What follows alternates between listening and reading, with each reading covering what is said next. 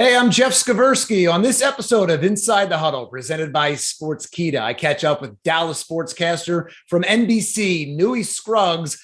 He has some great insight from the Dallas Cowboys. He is out in California at Dallas Cowboys training camp. We will talk about the running back situation with Ezekiel Elliott, the quarterback situation with Dak Prescott, and everything going on with the Dallas Cowboys. Some major concerns Newy has with the Cowboys going into the season. We will also talk about Jerry Jones and the owner, and potentially some controversy going on between Jones and the one and only Jimmy Johnson. A tough conversation Newy had recently with Jerry Jones. We'll discuss that, as well as Jalen Brunson's decision to leave the Dallas Mavericks and go to the New York Knicks for a massive contract. That and more on Inside the Huddle, presented by Sportskeeda.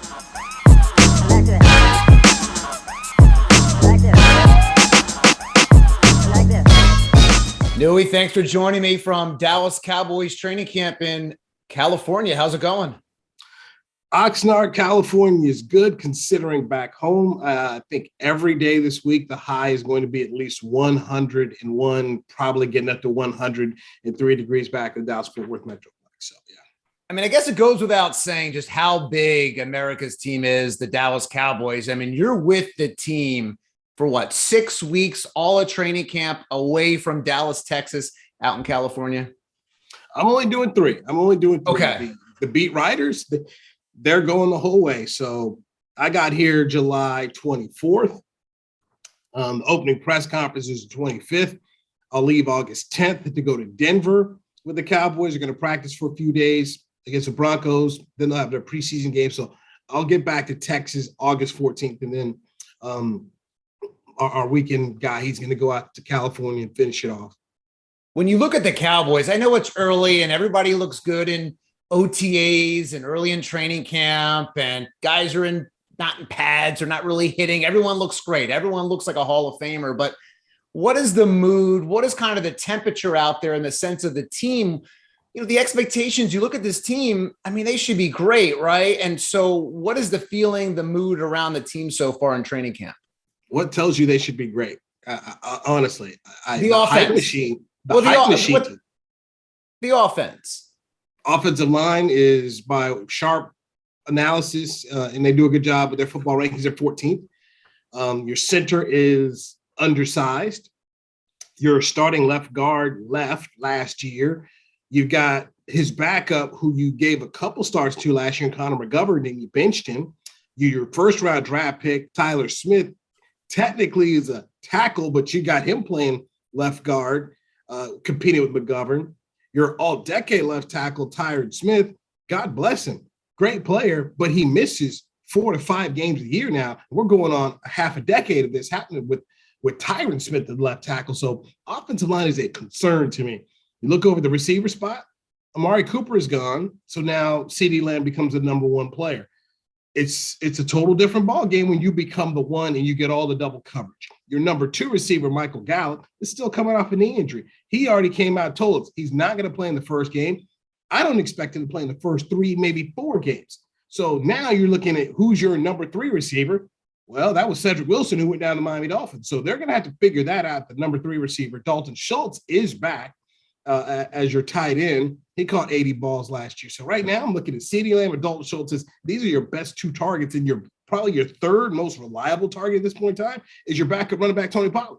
So when you say offensively, they've got to show us some things. I'm a big show me guy.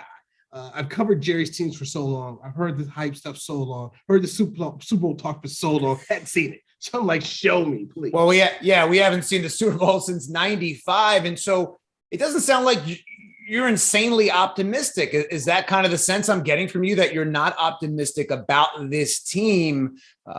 You know, when you look at, they gave Dak all that money, they have a good running back tandem, and yeah, okay, you expect Zeke to be the guy, but do you not expect this team to be a really good team?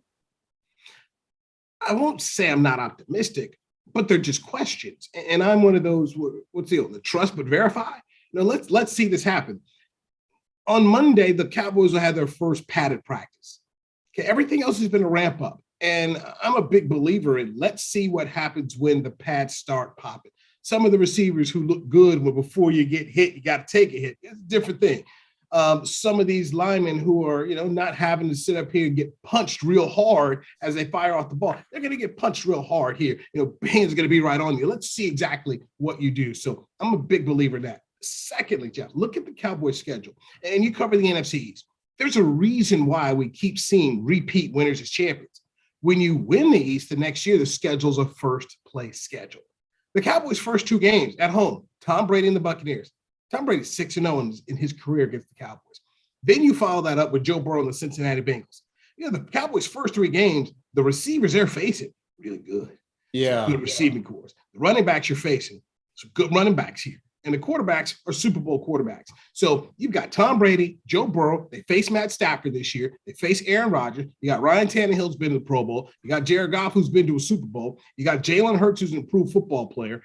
You got some You got Matt Ryan, who's now in Indianapolis, and they've got a good offensive line and a good run game. So I'm looking at 8 quarterbacks. I'm saying, you know what? This is no easy day in the park. I spoke to Micah Parsons about it. Some of the defensive players are like, hey, man, this is going to be fun. We're looking forward to it. But that is a challenge that I don't think enough people are talking about. I mean, Washington last year dealt with that first place schedule. They didn't handle it very well at all. So this is a challenge for this football team. And if your offensive line is not fixed, then it can be a problem. I think the Cowboys defense has a really good chance to improve off what they did last year because Dan Quinn is back. Michael Parsons is now a year older. But offensively, there's still some questions out here. And as far as the offensive coordinator, Kellen Moore, those of us that cover the team, we have many questions at times about how good Kellen really is. Right. But, you've done this a long time, and I've gone through it too. Do you think you're too close to it where you see all the negatives? Because when you look at the NFC East and you look at the teams, the Giants, really, they're not going to do much, right? And so you look at Washington, could they do something? Maybe Washington could be that surprise team, but what's Carson Wentz going to do? You look at the Eagles, okay, maybe the Eagles are the favorites, but I look at the Cowboys from afar and I go, they have some pieces. And yes, the offensive line is not a sexy, dynamic, but of course, you build teams and championships from your lines out, right? And so I understand all the concerns, but when you look at it from afar, I go, the Cowboys, to me, are a team that can compete for the NFC East easily.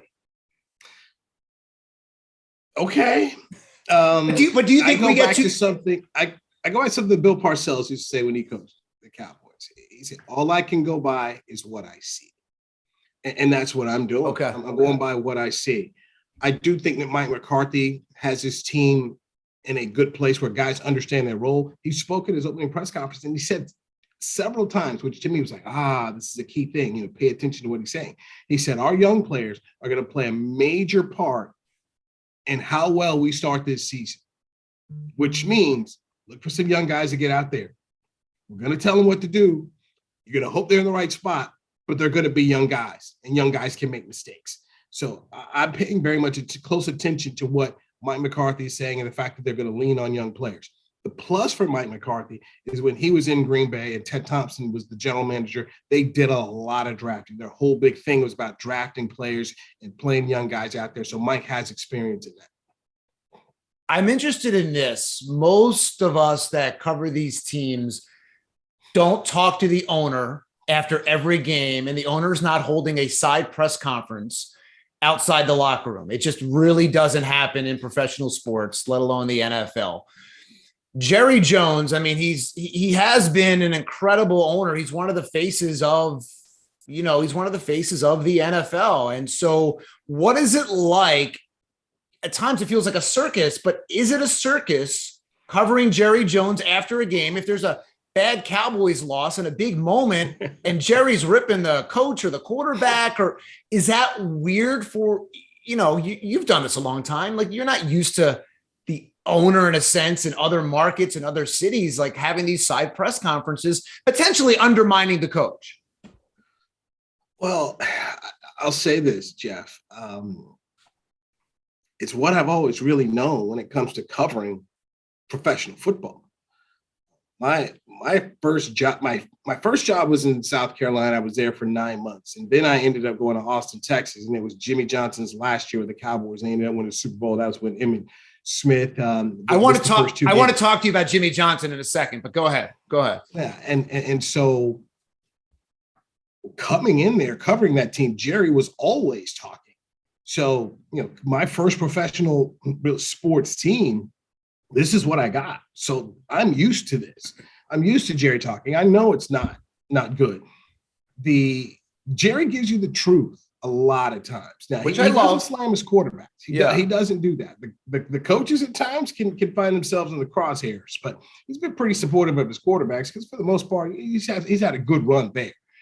But look, it is going to be a sad day when Jerry Jones is not around because the man gives you good stuff. Right. Jason Garrett's 10 years with the Cowboys were so boring that it got to the point in time where it's like, okay, after the game, where are you going? You're going to go to Jerry or you're going to go to Jason? I clearly remember we used to have to make that choice in Washington. Like, all right, go across the hall, Jason, stay here with Jerry. We stay with Jerry the whole time. In fact, when we do our news coverage, we have a separate camera wait outside the locker room for Jerry. Just wait on Jerry. And then we'll send another camera in there to go get the podium. And then we'll send a third camera to go in the locker room. But you make sure you're dedicated to getting Jerry Jones because Jerry is going to give you some of the truth that normally coaches and sometimes players will not give you. Well, listen, I love it. And so, there is media members that go, well, we want the truth. And then you get it. And then you rip them for ripping the team and so I hate that. But I do love Jerry Jones from afar because he's entertaining. He's interesting. He says interesting things. I love that about Jerry Jones. And even though, Eagles fans don't like him or Giants and Commanders, I almost said Redskins, but Commanders fans don't like him. Objectively, I like the guy. But what I do want to ask you about is, so you had a one-on-one with Jerry Jones at training camp. And I want to quote this. You told him it seems petty not having inducted Jimmy Johnson into the Cowboys Ring of Honor. Tell me about that. What's going on there and his response?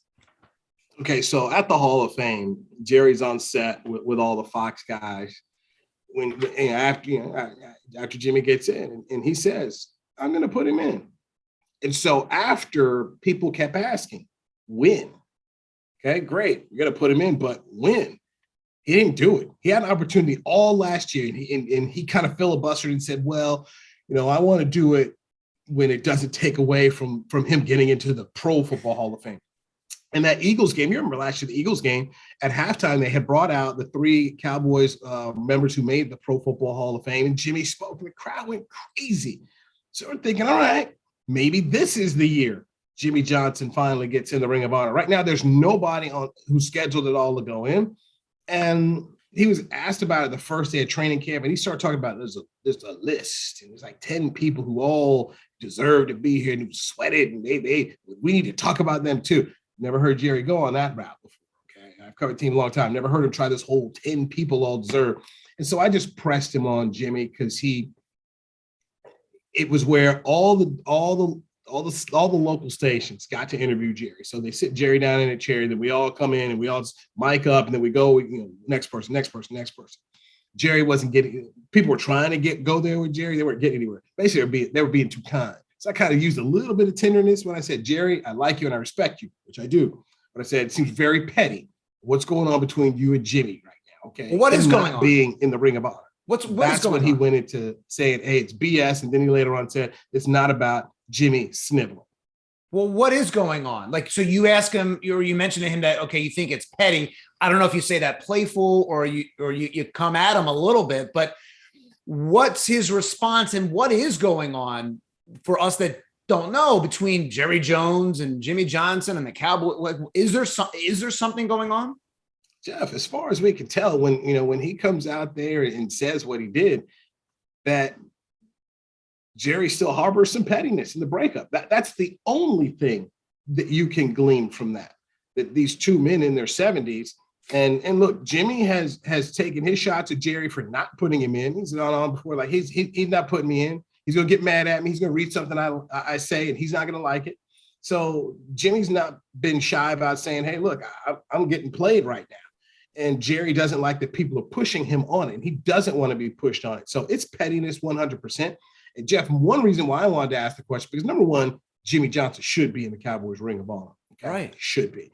But I have seen too many of these ceremonies at the Hall of Fame where the person getting in is not fully able to understand through some type of health issue, or they're just dead.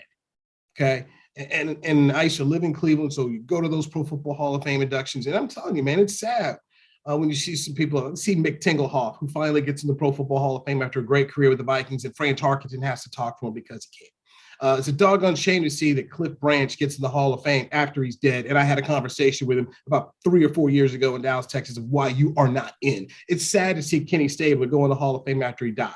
Oh, he's dead. Now you decide that he should be in the Hall. I don't want to see that for Jimmy Johnson. He doesn't deserve that. The Cowboy fans who love the team and love Jimmy don't deserve that. He should be here. Right. Speaking of Jerry Jones, you recently said Ezekiel Elliott should be the focus of the Cowboys run game. How's the competition going there? How do you see that playing out, at the running back position? There's really no competition. Zeke is the number one running back, and they want to bring Tony Pollard in and put him in some situations.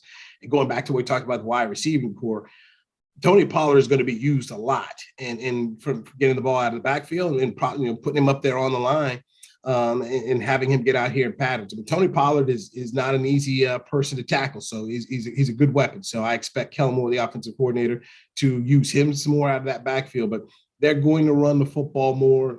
They're going to need to. That's why come Monday, when I go out there for practice, I'm going to immediately just focus in on the offensive line and start to see how these guys gel and who can stay healthy, because health has been a major part of that Cowboys offensive line, especially the left tackle spot now for over half a decade. Yeah, and when you talk about earlier the issues and concerns with the offensive line, you then wonder, okay, well, Dak Prescott is finally healthy. You wonder if he doesn't get hurt, what may have happened, the last couple of years. But when you look at the offensive line now, and with Dak finally healthy, is there that concern, do you think, in the back of his mind going, I don't have the most secure offensive line, and guys that get hurt, it takes a while when they come back to get that first pop to go get up and be like, you know what, I'm fine. It's just a mental thing. It's a human thing. Yoda said it best in Star Wars, do or do not. There is no try. So that's it. You can lose some guys on the line. It's going to be the next person up. You saw it in Philadelphia. Okay. I mean, remember when Jason Peters, there's so many times like, is Peters playing? Is he not playing? Or is he at 50%? I mean, the Cowboys are kind of in that same spot with Tyron Smith, but you know it. And look, Joe Burrow took 51 sacks from his own offensive line last year in Cincinnati. They had the ball with the opportunity to go down and win the Super Bowl, and the offensive line let him down as Aaron Donald ran through there. So there's other people with line issues getting it done. So the Cowboys are going to have to get it done. Do or do not. There is no try. Right. But what do you think the impact is on Dak, a guy that's been injured and a guy that's finally seems healthy going into the season? Well, Dak's injuries had nothing to do with the offensive line. That Giants game when he got hurt, broke the ankle, he was out scrambling. So that's on him. Last year when he had the throwing problem with his shoulder, that was him throwing. It was a 7-on-7, and he just threw the ball too far and strained himself there. So it's not ever been an issue where Dak got creamed because the offensive line didn't hold up and do their job. And this offensive line still has Zach Martin, all pro guard. When Tyron's healthy, he is still one of the best in the National Football League at what he does. Terrence Still is now in his third season at right tackle, so he's getting comfortable there. So by no means, I don't want to make it seem like, hey, man, this is 5 jabronis out here. These guys can play. But like any offensive line, you start mixing and matching some combinations out here, and you're not sure where you're going to go. Let's see. Your offensive line has to gel. I'm lucky because every single practice I go to, Nate Newton is around, and Nate Newton and I become great friends. And I'll say, all right, Big Nate, where are you at? And we watch practice together. And so Nate is very pessimistic sometimes.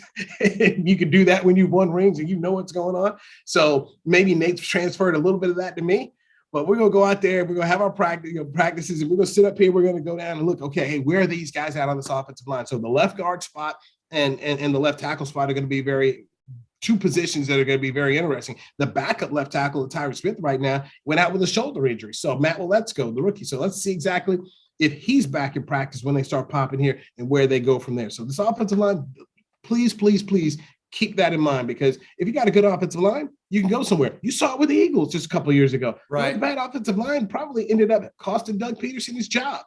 it's a problem because when it doesn't go well, it can be an issue.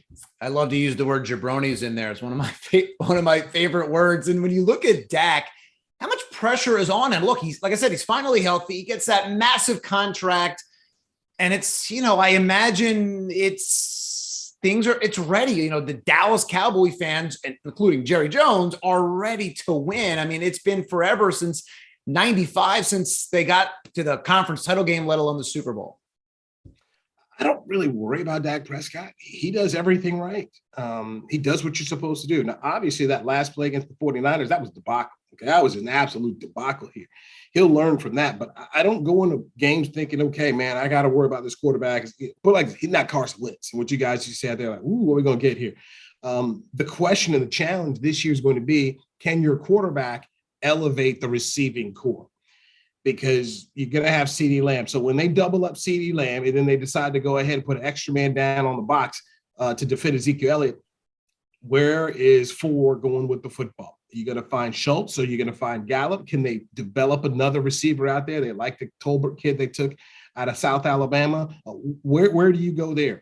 That's one of the beauties of Aaron Rodgers. Aaron Rodgers looks up here and makes something out of Alan Lazard. He can do that. When Tony Romo was here, Tony Romo made an unknown Miles Austin a Pro Bowl player, made an unknown Laurent St. Robinson out here, made him Laurent Robinson made him a guy who ended up with a big contract in Jacksonville because he could help make that player here. So that's going to be the challenge for Dak Prescott this year.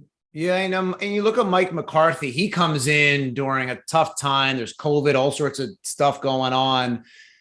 Is the pressure on him? Is it do or does it feel like it's do or die down in Dallas for Mike McCarthy in year 3?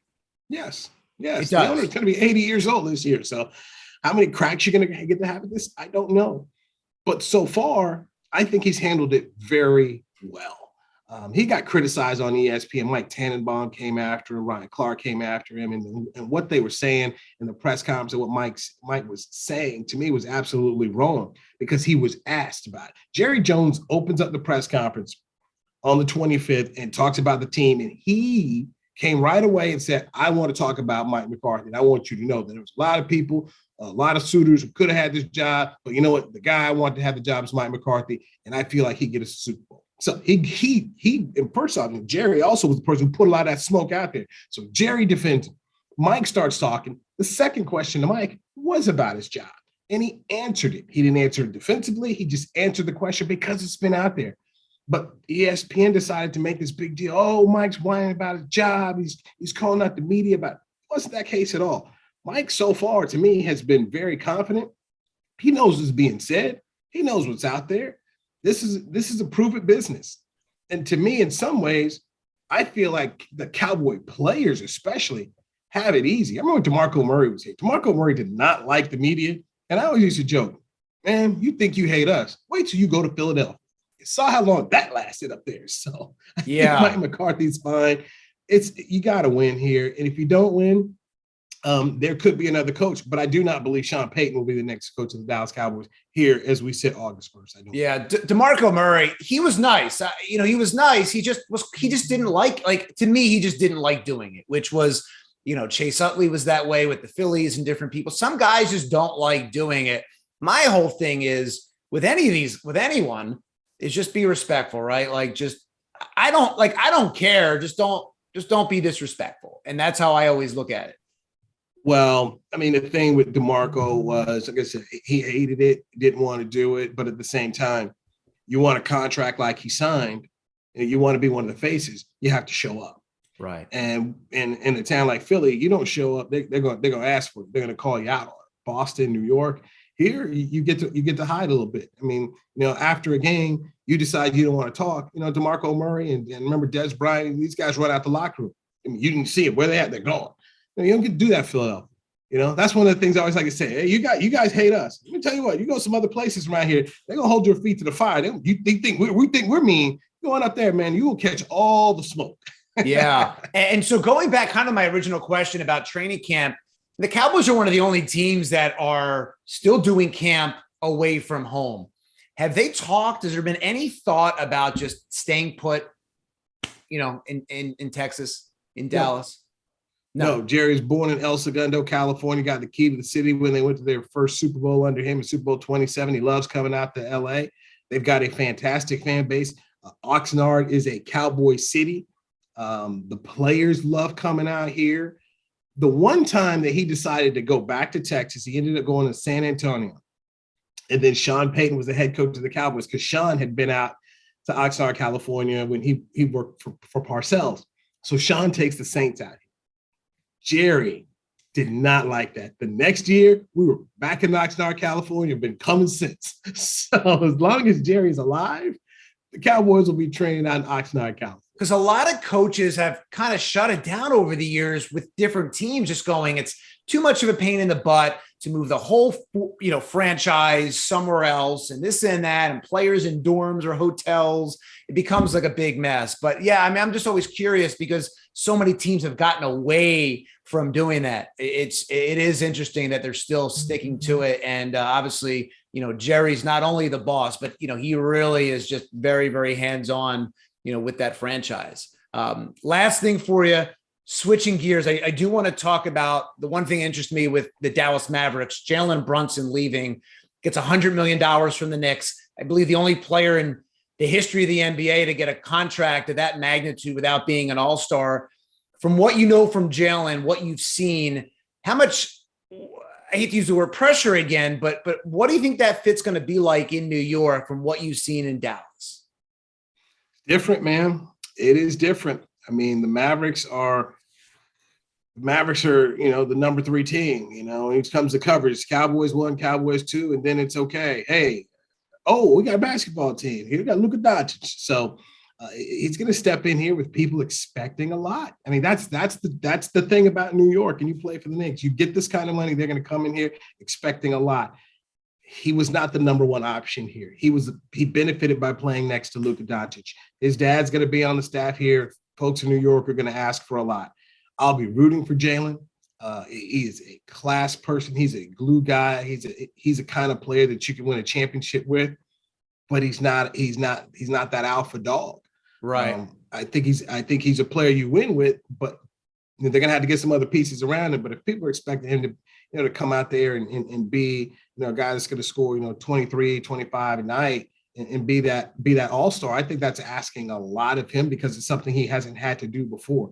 So I'll be very interested to see exactly what the plan is and how they use him. But, the guy is a heck of a player, heck of a person. I saw it at Villanova. I mean, I saw it at Villanova. He wins a championship there. And again, he's the guy you want with the ball as a facilitator, but he's not as you said, he's not your guy. But, he's been around it his whole life, with his dad, Rick, playing in the NBA forever and coaching him up and things like that. And, he's had a relationship with the Knicks president since he's known him since he was born. Right. And so there is a lot of just familiarity there in New York. And so it is interesting to go, okay, seeing him now from afar in the NBA, to go from Dallas, to go to New York, that massive contract, as we talked about, even in the NFL, comes with a lot of pressure. Yeah, a lot of expectations. And they'll lose faith in you quick in New York. That's the thing about going there. You don't produce right away, it could be a problem. I look at Joey Gallo, who went for the Rangers to play for the Yankees, and he's struggling, and they are riding him like crazy. So I hope Brunson is able to make an immediate splash. It's just tough. And sometimes people get mad at a player. They look at the contract and so are you asking him to do what made him this really good player in Dallas? Looks like they're asking for him to do a lot more. And you sign a contract like that, they're going to look for a lot more. Does he give it to in year 1? Will people be patient? That's going to be the interesting thing. But I'm rooting for him. It's Mark Cuban's fault that he's not there. It's all on the Mavericks. They messed that up. But I do like the player a lot, and I hope he can make it work in New York. Yeah, man. Mark Cuban, Jerry Jones. You have arguably the 2 most interesting owners in professional sports in one town. It's pretty remarkable. Hey, look, we have been very fortunate, but across. I'll say this. I think one of the biggest problems in the NFC East is we've got more. The whole group of owners are meddlesome. Okay, Daniel Snyder's in his business. Like, hey, I want you to take the Haskins. John Mara's involved with the Giants. I mean, people got to know that he is, and Jeff Lurie is very involved with the Eagles. So I think it's hard to have so many owners who want to be involved, and the other decision makers there have to get with the owner and give the owner what he wants. I think that's been a problem the past couple of years for folks in this division, despite the Eagles having won a Super Bowl recently and the Giants having won one in the last 11, 12 years. I do think there's too much meddling going on here because you simply cannot run a franchise be in a suit the way they are. These guys aren't out here scouting. They are every day in the trenches doing this thing. So I do think that's a part of the problem where you look at, hey, here's Stan Kroenke sitting in the booth somewhere else, running his businesses, comes down on Sundays and bam, here's what the Rams are giving him. Same thing with the Buccaneers folks. I do think there's a difference in who's trying to be out here running this thing. Bob Kraft found out real quick when he was trying to run it and decided, you know what, let me get out of the way, let Bill do it. So I think these owners, yeah, you paid for it. Sure, you got the right. Yeah, you like being a personality, but I do think it hurts your football team when your owner's out there this vocal. Yeah, look, Stan Kroenke you mentioned. I mean, he is hated in St. Louis, just despised for what he did out there. But that's a whole nother story for another day. Newy, thanks for joining me. Great insight. Where can we find you on Twitter? I love following you. You have great insight, great stuff from Cowboys camp. Twitter, it's at Newy Scruggs, NEWY. SCRUGGS on Facebook, Newy Scruggs Sports, NEWY SCRUGGS Sports. Great follow. Thanks so much for the insight. Great talking to you. Great catching up.